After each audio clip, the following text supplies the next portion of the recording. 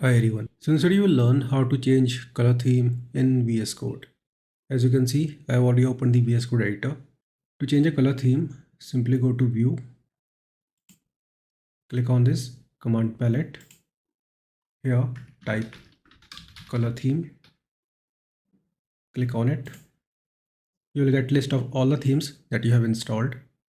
To select a theme, simply click on it. For example, let's say I want to pick this one, Light Visual Studio.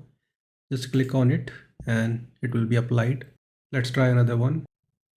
In case you want to preview a theme before applying it to VS Code, you can simply press the down arrow key like this. You can preview how it will actually appear. You can see I'm just going through all the light themes. Now I'll go through the dark themes. You can see how I'm getting the preview.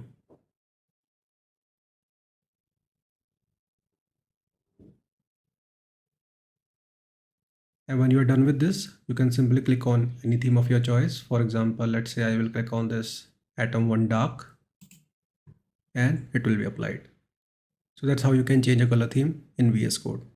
It's a very simple process as I showed you. I hope you got the point how it actually works. See you in the next video. Have a nice day.